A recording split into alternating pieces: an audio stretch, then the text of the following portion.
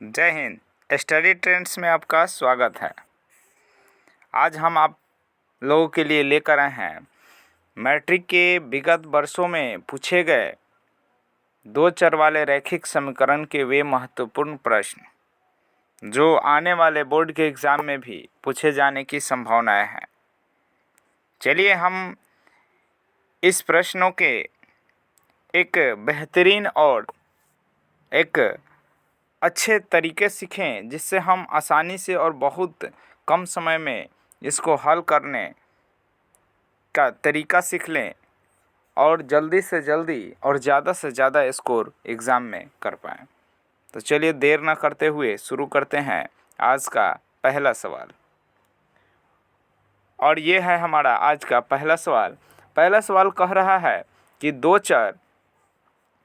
चर यानी x Y में रैखिक समीकरण ए एक्स बी वाई प्लस सी बराबर 0 के वास्तविक संख्याओं के समुच्चय में कितने हल होंगे।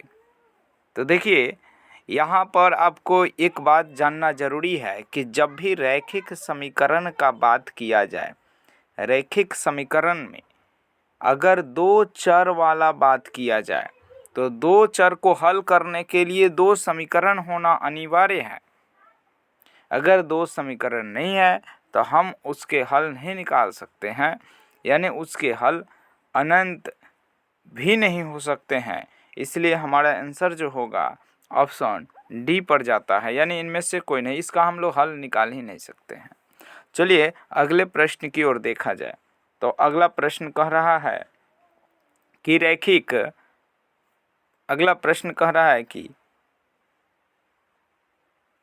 रैखिक समीकरण युग्म 2x प्लस 3y बराबर 5 एवं 4x प्लस 6y बराबर 15 के कितने हल होंगे।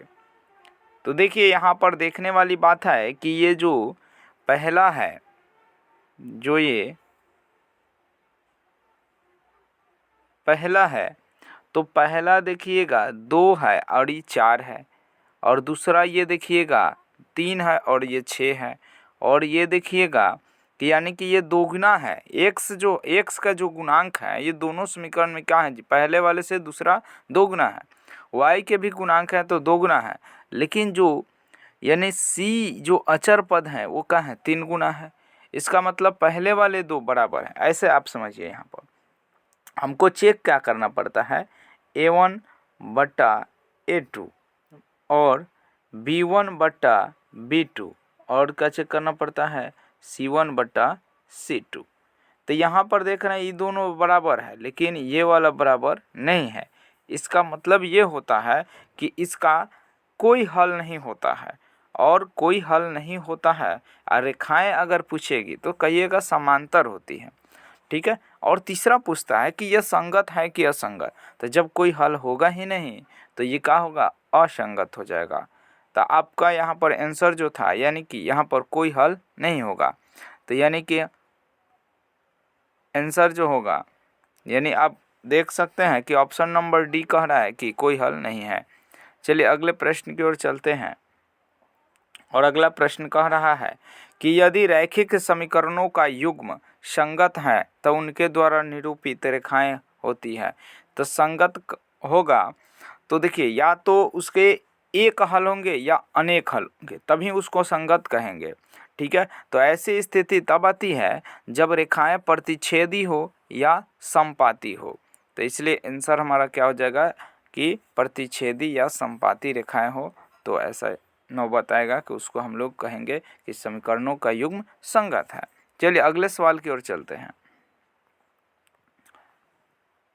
चलिए अगला प्रश्न कह रहा है कि रैखिक समीकरण युग्म 5x प्लस 2y बराबर 16 एवं 7x माइनस 4y बराबर 2 के हल हैं। तो देखिए यहाँ पर भी आपको ये समझने वाली बात है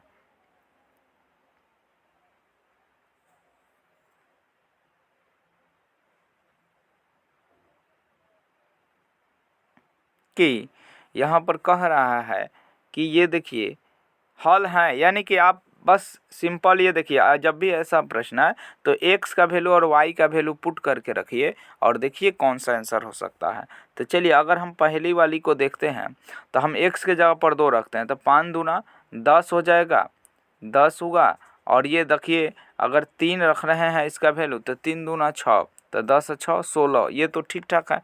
अब यही वैल्यू इसमें भी क्या होना चाहिए जी, सही होना चाहिए। तो रखते हैं तो 7 दूना 14 और 4 तिहाई 12, 14 में से 12 जाएगा तो 2। इसका मतलब ये हुआ कि हमारा आंसर जो हुआ है ये सही हो जाएगा, हमारा आंसर ए सही होगा। चलिए अगले प्रश्न की ओर चलते हैं और अगला प्रश्न कह रहा है, अगला प्रश्न है कि रैखिक समीकरण के चर के घात की संख्या होती है। तो रैखिक समीकरण की जब भी बात करें तो उसके चर की संख्या क्या होगा जी, उसके घात जो होंगे 1 होंगे। आपको पता होना चाहिए कि जितने यानी घात वाली जो समीकरण होगा उतने उसके शून्यकों की संख्या होगी। लेकिन यहाँ पर चूंकि घात वाली बात कर रहा है तो रैखिक जो समीकरण होता है उसका घात क्या होगा जी, 1 होगा। चलिए अगले प्रश्न की ओर चलते हैं और अगला प्रश्न कह रहा है कि समीकरण निकाय 6x - 2y + 9 = 0 और 3x - y + 12 = 0 का आलेख 2 सरल रेखाएं हैं जो। अब क्या होगा, तो यहाँ पर भी ध्यान देने वाली बात है कि ये देखिए इसका जो x का गुणांक है 2 गुना है, यानी कि दूसरे से इसका भी देख लीजिए तो 2 गुना है। अब देखिए इसका 2 गुना नहीं है, इसका मतलब इसका कोई हल नहीं होगा। कोई हल नहीं होगा तो रेखाएं क्या होगी, समांतर होगी। रेखाएं क्या होंगी, समांतर होगी। तो चलिए यहाँ पर हम देखते हैं समांतर, यानी कि ऑप्शन नंबर क्या होगा जी, बी आंसर हो जाएगा। देखिए यहाँ पर ध्यान देने वाली बात क्या है कि आपको ये चेक करना है कि अगर A1 बटा A2 बराबर B1 बटा B2 और बराबर अगर C1 बटा C2 का है। देखिए यहाँ पर अगर ये पहिलका दूसरका के बराबर नहीं है तो हम कहेंगे कि रेखाएं क्या करेगी, प्रतिच्छेद करेगी और इसके केवल और केवल एक हल होगा। कितने हल होंगे जी, तो केवल और केवल एक हल होंगे। लेकिन अगर यही कंडीशन आगे बढ़े और रेखाएं क्या होगी, अगर ये दोनों इसके क्या हो, ये दोनों इसके बराबर नहीं हो, ये दोनों का हो,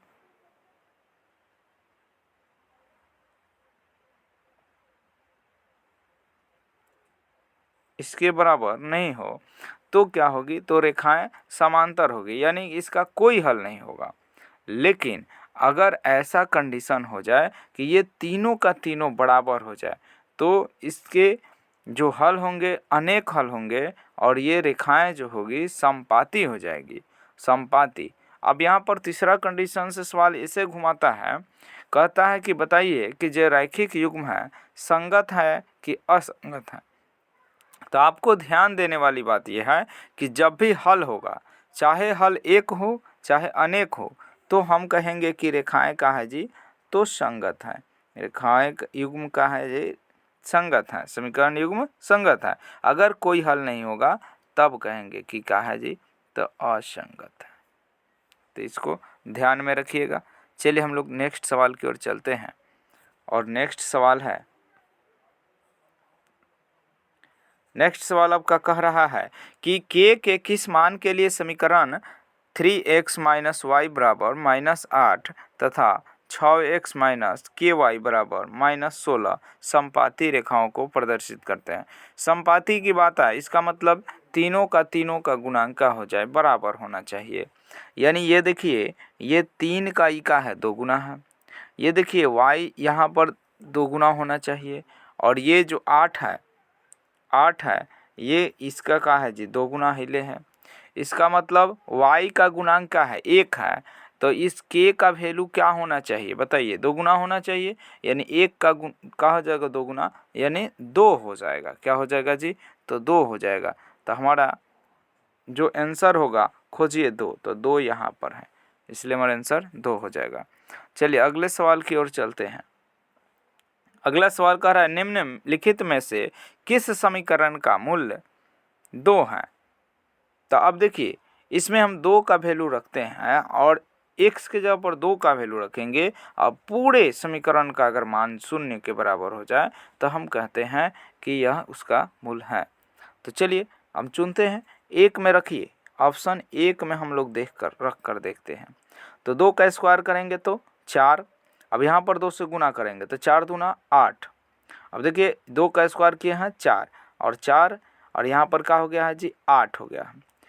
तो 21 यहाँ पर माइनस में है तो 4, अब माइनस माइनस क्या होता है जी तो प्लस होता है। तो 21 और 8 कितना हो जाएगा 29। 29 बताइए 4 में से अगर 29 को घटाएं तो कभी भी 0 आएगा नहीं आएगा, इसका मतलब ये गलत हो गया। चलिए इसमें दूसरा में रखते हैं, 2 का वैल्यू रखते हैं 2 दूना 4, 4 में 2 से गुना करेंगे तो हो जाएगा 8, 8 माइनस का चिन्ह है और ये 4 दूना 8, ठीक है। तो 8 8 कट गया।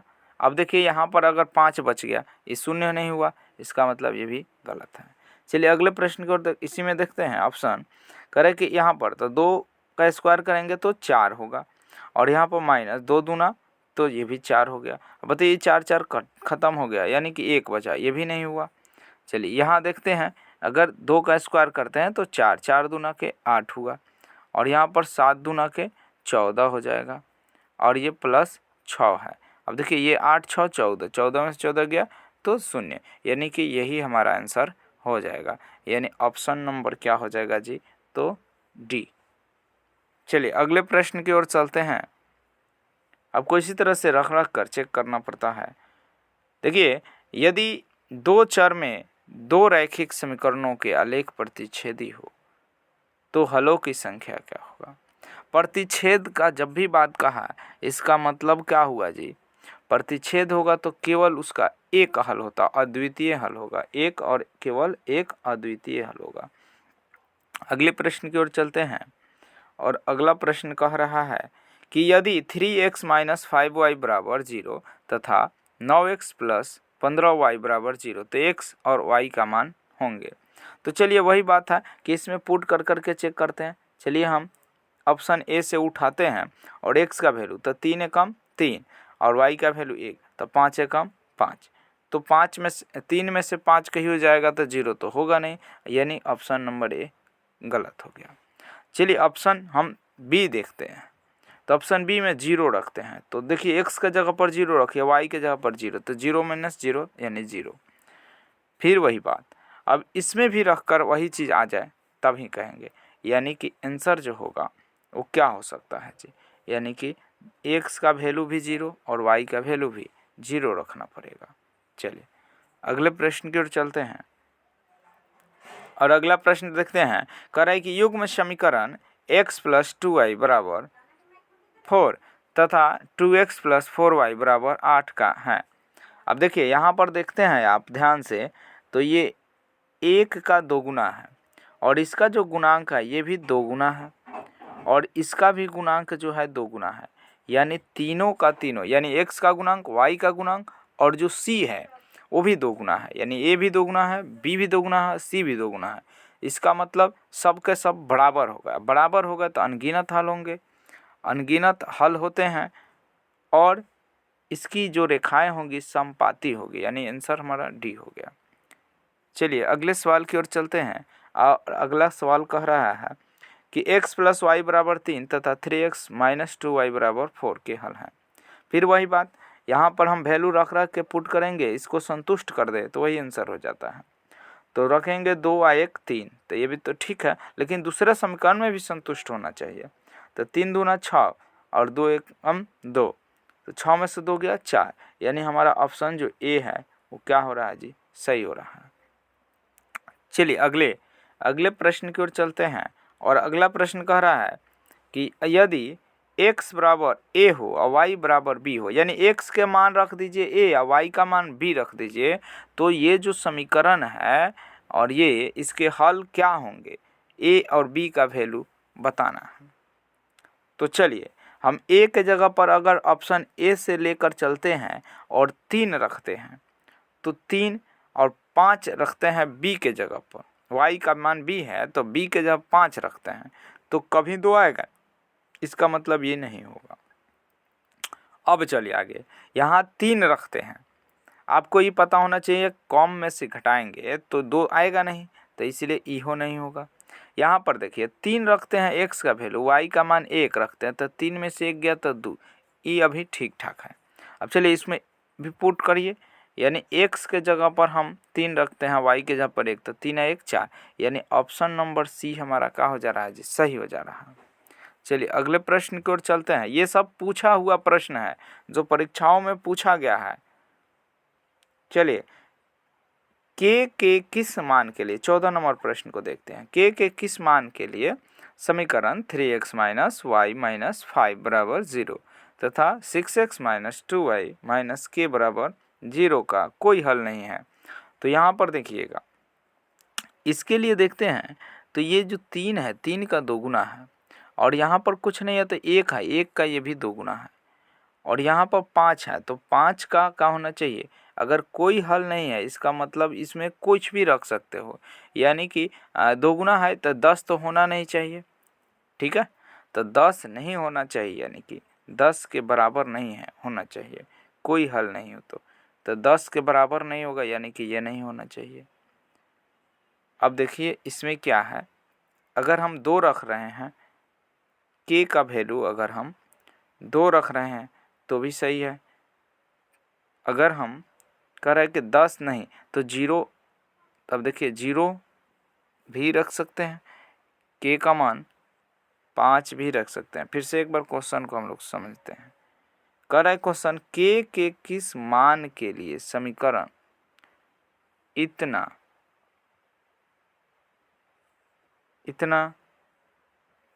का कोई हल नहीं है। अब देखिए ये भी 1/2 हो जाएगा, यानी कि a1/a2 और b1/b2 दोनों बराबर हो रहे हैं।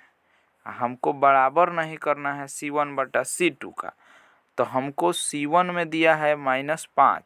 अब क्या लिखें कि हमको 1/2 नहीं आना चाहिए, तो अगर 2 रख रहे हैं तो भी 1/2 नहीं आ रहा है, तो ये भी ऑप्शन हमारा सही हो रहा है। अगर हम यहाँ पर 10 रख रहे हैं तो हो जाएगा, यानी कि ई नहीं होना चाहिए। लेकिन अगर 10 छोड़कर हम दूसरा कुछ रख रहे हैं तो इसका 2 गुना नहीं होना चाहिए, यानी कि ये भी नहीं होगा, ये तो हो सकता है। और ये 5 रख रहे हैं तो ये तो 1 हो जा रहा है, यानी कि ये भी हो सकता है। तो देखिए यहाँ पर क्या किया है, कुछ क्वेश्चन में फॉल्ट हो गया है। चलिए अगले, यानी कि हमारा तीनों आंसर हो सकता है ये वाला छोड़कर। चलिए अगले प्रश्न की ओर चलते हैं, और यहाँ कह रहा है कि युगपत जो दिया हुआ समीकरण कि 2x + 3y = 5 और 4x + 6y = 9 है, इनका निकाय है। तो देखिए क्या है, तो ये 2 गुना है, ये क्या है जी, ये इसके 2 गुना है और ये इसके 2 गुना है, और ये इसके बराबर नहीं है, 2 गुना नहीं है, इसका मतलब क्या है जी, तो असंगत होगा, इसका कोनो हल नहीं होगा, रेखाएं समानांतर होगी, यानी आंसर नंबर हमारा ए हो जाएगा। चलिए अगले प्रश्न की ओर चलते हैं। अगला प्रश्न का है, विरोधी समीकरण युग्म के कितने हल होते हैं। देखिए जो भी विरोधी हो गया मतलब ऐसे हो गया, ऐसे हो गया मतलब केवल और केवल एक हल होंगे, केवल और केवल एक हल होते हैं। चलिए अगले प्रश्न की ओर चलते हैं, और अगला प्रश्न कह रहा है कि समीकरण युग्म x + 2y = 4 और 2x + y = 12 का ग्राफीय निरूपण किस प्रकार का होगा। तो यहाँ से देखिए ये 2 गुना है, ठीक है, यहाँ पर देख रहे हैं तो ये 2 गुना नहीं है, ये आधा हो गया बेचारा, यानी पहल का ही दूसरका के बराबर नहीं है, तो रेखाएं क्या होगी, प्रतिच्छेदी हो जाएगी। अगर a1/a2 बराबर नहीं है b1/b2 के, तो समझिए रेखाएं प्रतिच्छेदी करेगी, केवल और केवल एक हल होगा और ये संगत होगा। चलिए आगे हम देखते हैं। और अगला प्रश्न कह रहा है असंगत समीकरण के युग्म का हल क्या है। असंगत समीकरण का कोनो हल नहीं होता है जी, असंगत समीकरण का कोनो हल नहीं होता है। चलिए अगले प्रश्न की ओर चलते हैं और अगला प्रश्न कह रहा है कि आश्रित समीकरणों के युग्मों का हल क्या होगा। आश्रित का मतलब संपाती, आश्रित का मतलब संपाती, यानी इसके अनगिनत हल होंगे। कितने हल होंगे जी? अनगिनत हल होंगे। चलिए अगले प्रश्न की ओर चलते हैं और अगला प्रश्न कह रहा है दो समीकरण रैखिक समीकरण जो इतना दिया हुआ है और ये यहाँ पर दिया हुआ है, तो कह रहा है कि देखिए a1/a2 बराबर है b1/b2 के। पहिलका दूसरका के बराबर है, तीसरका बराबर नहीं। इसका मतलब क्या करेगा जी? अविरोधी है, मतलब समानांतर होगा, कभी एक दूसरे को काटेगा नहीं। अब कभी नहीं काटेगा तो यानी अविरोधी कहेंगे इसको। अलेख होगा तो अविरोधी कहिए या समांतर कहिए, बात वही हुआ, यानी कि बी और सी दोनों हो जाएगा आंसर इसके लिए। चलिए आगे हम लोग देखते हैं।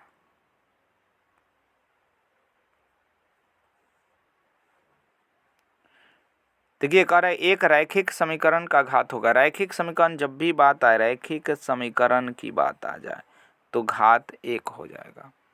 चलिए अगले प्रश्न की ओर चलते हैं और अगला प्रश्न कर रहे समीकरण x + y = 6 के कितने हल हो सकते हैं। देखिए हम जब भी x का वैल्यू रखेंगे ऐसे समीकरण में तो y का वैल्यू अगर बदलेगा, अगर y का वैल्यू बदल कर रखेंगे तो x का फिर बदल जाएगा, यानी x का जब जब बदलेंगे y का बदल जाएगा। इसका मतलब इसके कितने हल? तो अनंत हल होंगे।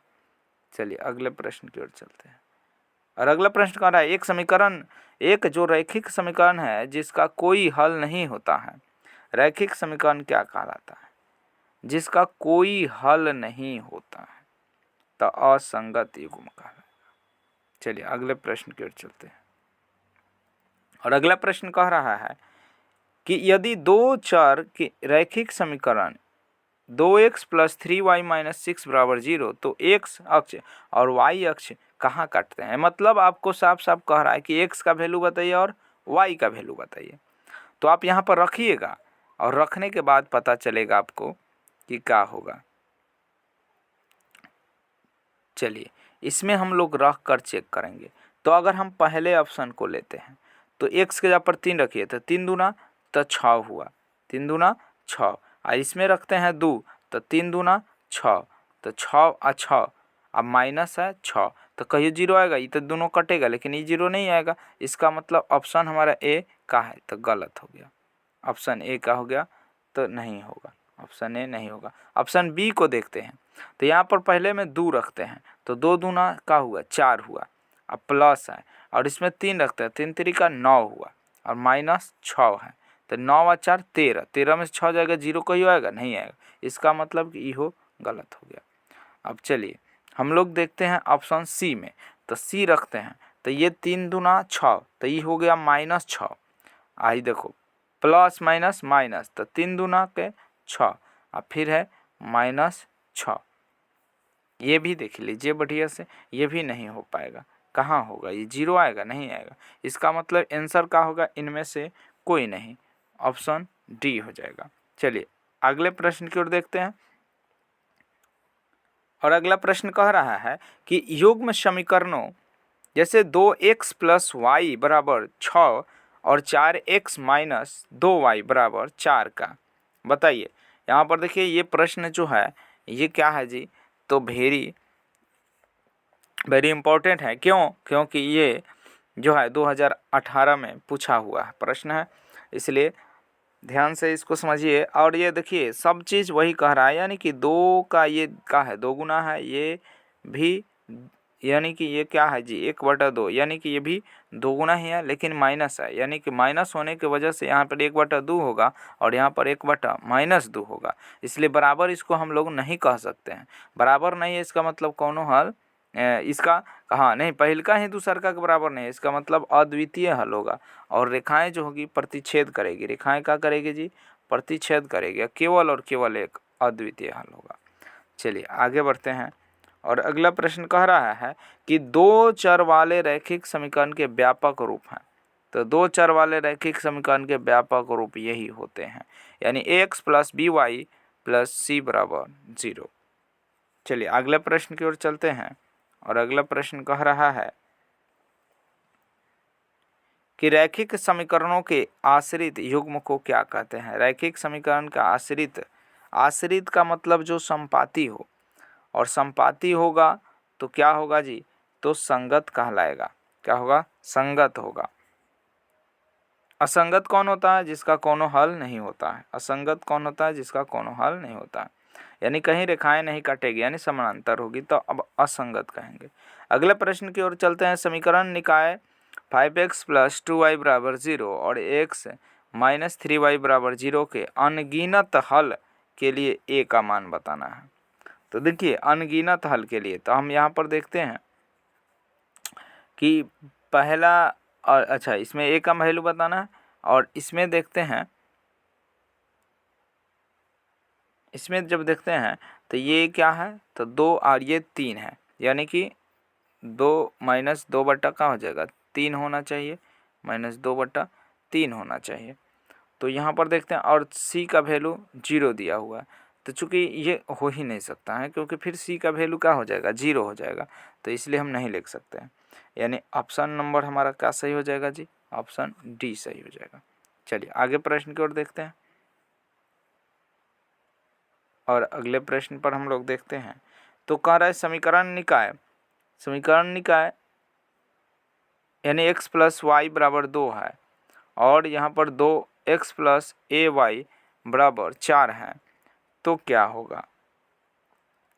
तो यहाँ पर देखते हैं तो a का वैल्यू पूछ रहा है, यानी कि पहला जो है, पहला का 2 गुना है ये, और इसका 2 गुना ये है, यानी c का 2 गुना c है, और तब इसका वैल्यू पूछ रहा है। अनगिनत हल का मतलब ये होता है कि सभी बराबर होने चाहिए, तो इसका गुणांक 1 है, तो ये 1 का 2 गुना का हो जाएगा, तो 2 हो जाएगा, यानी ऑप्शन नंबर बी हमारा सही आंसर हो जाएगा, ऑप्शन नंबर बी। चलिए आगे हम लोग चलते हैं, और यहाँ पर देखते हैं, कह रहे अद्वितीय हल वाला युग पथ रैखिक समीकरण कहलाता है। अद्वितीय हल, अद्वितीय हल का मतलब केवल और केवल एक हल वाला। तो एक हल कब होगा, जब विरोधी होगा। कब का होगा जी, विरोधी होगा। चलिए आगे बढ़ते हैं। विरोधी का मतलब होता है प्रतिच्छेद करेगा एक बिंदु पर, काटेगा एक दूसरे को। चलिए आगे कह रहा है कि के किस मान के लिए समीकरण x + 2y = 7 और 2x + ky = 14 होगा। तो यहाँ पर देख रहे हैं कि इसका जो 2 गुना है, यानी c1 का 2 गुना c2 है, c1 का 2 गुना है c2, और देखिए b1 का अच्छा a1 का 2 गुना है a2। तो हमसे क्या कह रहा है कि संपाती, संपाती का मतलब सब बराबर होना चाहिए, यानी इस तरह से हम क्या होगा, b1 का 2 गुना b2 होना चाहिए, यानी 2 का 2 गुना क्या हो जाएगा, तो 4। तो यानी कि ऑप्शन नंबर सी सही आंसर हो जाएगा। चलिए अगले प्रश्न की ओर चलते हैं। अगला प्रश्न कह रहा है कि दो चरों में रैखिक समीकरण युग्म का हल इनमें से कौन है। देखिए 2 चर का बात कर रहा है, कितने चर का बात कर रहा है, 2 चर का, और कह रहा है हल युग्म का हल इनमें से कौन है, 2 चर वाला। तो एक रेखा, 2 रेखाएं, एक बिंदु, तो क्या होना चाहिए, 2 चर वाला रैखिक समीकरण युग्म का हल इनमें से कौन हो सकता है जी। तो 2 रेखाएं हो सकती है, क्या हो सकती है, 2 चर वाले रैखिक समीकरण का युग्म का हल इनमें से कौन है। तो 2 रेखाएं, चलिए 2 रेखाएं होना चाहिए। चलिए आगे हम लोग चलते हैं। कभी कभी होता है कि दोनों रेखाएं एक ही रेखा पर होती हैं, फिर भी हम लोग समझेंगे कि 2 रेखाएं का होगा, क्योंकि 2 समीकरण बनेंगे 2 चर वाले के लिए, तभी हल कर सकते हैं। चलिए अगले प्रश्न की ओर चलते हैं। इसमें देखते हैं, कह रहे हैं कि ax + by c1 बराबर, और यहाँ पर दिया है a2 b1 और c2 करके, इस तरह से अद्वितीय हल की बात कर रहा है। कहा कर अद्वितीय मतलब क्या होता है कि इसमें प्रतिच्छेद करेगा। क्या करेगा, प्रतिच्छेद। प्रतिच्छेद कब करेगा, जब पहिलका ही दूसरका के बराबर नहीं हो, यानी कि ऑप्शन नंबर हम क्या ले सकते हैं जी, तो सी ले सकते हैं। चलिए अगले हम देखते हैं, अगले प्रश्न की ओर देखते हैं, और कह रहा है कि समीकरण 2x + 3y = 5 में x का वैल्यू रखिए 1, तो y का वैल्यू बताना है। चलिए हम रख कर देखते हैं, x का हम वैल्यू 1 रखते हैं। चलिए तो 2 में 1 से गुना करेंगे तो 2 हो जाएगा, और ये 2 को हम बराबर के इस साइड ले आ जाएंगे तो 5 में से क्या होगा, माइनस हो जाएगा। तो 5 में से 2 माइनस होगा तो क्या होगा, 3। और इस 3 को हम लोग गुना में है, उधर जाएगा तो भाग में, तो 3/3 यानी कि क्या हो जाएगा, आंसर 1 आ जाएगा। चलिए आगे हम लोग देख लेते हैं। अगले प्रश्न की ओर चलते हुए देख रहे हैं समीकरणों को हल करने में कौन सी विधि उपयुक्त है। तो देखिए उपयुक्त यहाँ पर क्या हो जाएगा जी, ग्राफीय विधि। आप यहाँ पर जब भी प्रश्न बनाइए तो यह ध्यान रखिए कि ये जो भी विधि हैं, ये तीनों ए, बी और सी जो विधि हैं, ये बीजगणितीय विधि है और ये जो है ग्राफीय है। यानी कि ऐसे भी आप देख रहे हैं तो ये तीनों से ही क्या है जी, अलग है। इसलिए आप आंसर इसी को मार सकते हैं, क्योंकि ये नहीं होगा तो ये नहीं होगा, ये भी नहीं होगा, यानी कि ये ऑप्शन डी आपका सही हो जाएगा। चलिए आगे देखते हैं। कह रहा है कि समीकरण निकाय x + 2y = 3 और 5x + ky = 15 अनगिनत हल। देखिए ध्यान से, अनगिनत कह रहा है, इसका मतलब सभी के गुणांक बराबर होंगे, यानी ए बी सी यानी कि तीनों का मान वैल्यू बराबर होगा, पहिलका और दूसरका, उसका रेशियो बराबर होना चाहिए। तो पहिलका का यानी a1 और a2 का देखिए रेशियो तो 1/5 है। फिर देखते हैं यहाँ पर, तो यहाँ पर देख रहे हैं तो इसका तो k का वैल्यू निकालना है, लेकिन c1 और c2 का देख रहे हैं तो ये भी 1/5 है। इसका मतलब क्या है, 2 से 5 में गुना करिए तो यानी 2×5 = 10, यानी कि हमारा आंसर जो होना चाहिए k का वैल्यू क्या होना चाहिए, 10 होना चाहिए, यानी 5 गुना होना चाहिए। चलिए आई होप कि आपको समझ में आ रहा होगा। चलिए अगले प्रश्न को और देखते हैं। बस अब कुछ ही प्रश्न बच गए हैं। कह रहा है कि समीकरण का प्रत्येक हल उसको निरूपित करने वाली रेखा पर स्थित है। समीकरण का प्रत्येक हल उसको निरूपित करने वाली रेखा पर स्थित है। एक बिंदु है, दो बिंदु हैं। हमेशा याद रखिएगा जब भी हम लोग समीकरण बनाएंगे तो उसमें जो हल होंगे x का भी वैल्यू होगा और y का। क्यों? क्योंकि ये दो चर वाले रैखिक समीकरण की बात कर रहा है, तो इसलिए दो बिंदु होंगे। कहोगे समीकरण प्रत्येक हल उसको निरूपित करने वाली रेखा पर स्थित है। एक बिंदु, दो बिंदु, तीन बिंदु, कोई बिंदु नहीं। रेखा पर एक बिंदु है ना, एक बिंदु होंगे। क्या होंगे जी? तो रेखा पर एक बिंदु होंगे। जैसे मान लीजिए कि यहाँ पर ऐसे देख रहे हैं, इस तरह से काट रहे हैं, तो यहाँ पर एक ही बिंदु पर काटा। हल जब भी हो हर बिंदु पर यहाँ पर ही काटा।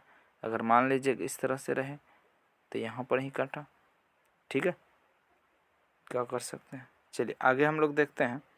अगले कह रहा है कि अगर दो रैखिक समीकरण के आलेख, दो रैखिक समीकरण के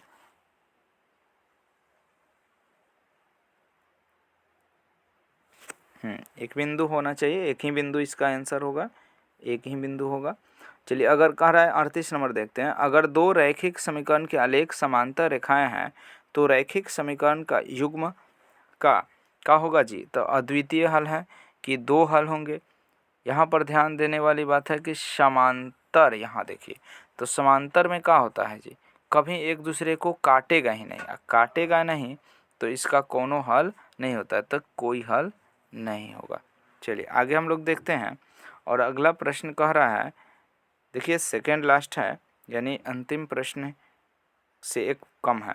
चलिए यहाँ पर देखते हैं कि x + by + c = 0 दो चर वाले रैखिक समीकरण युग्म के हलों की संख्या हो सकती है।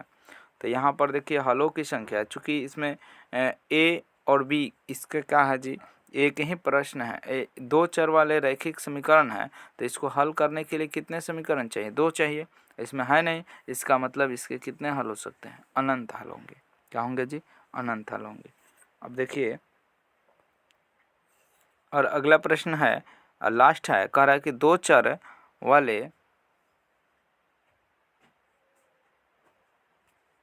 वाले रैखिक समीकरण युग्म x + y = 2 है और 2x + 2y = 6 है।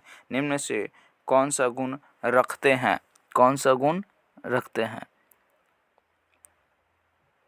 यानी कि आप देखिएगा ध्यान से इसमें, तो ये क्या कर रहा है कि ये x जो है इसका दोगुना है इसका गुना, यानी a1 a2 का दोगुना, जो a2 है a1 का दोगुना है, फिर b2 जो है b1 का दोगुना है, तो और c2 जो है ये क्या है 3 गुना है, c2 जो है क्या है 3 गुना है। इसे यानी कि पहिलका दोनों का है अनुपात बराबर है।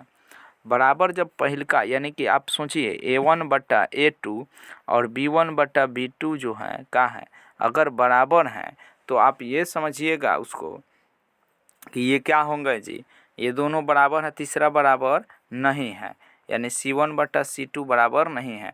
तो रेखाएं क्या होगी, तो रेखाएं समांतर होगी, रेखाएं समांतर होगी, इसका कोनो हल नहीं होगा। और कोनो हल नहीं होगा तो रेखाएं जो समीकरण का युग्म होगा वो क्या हो जाएगा जी, तो असंगत हो जाएगा, असंगत हो जाएगा।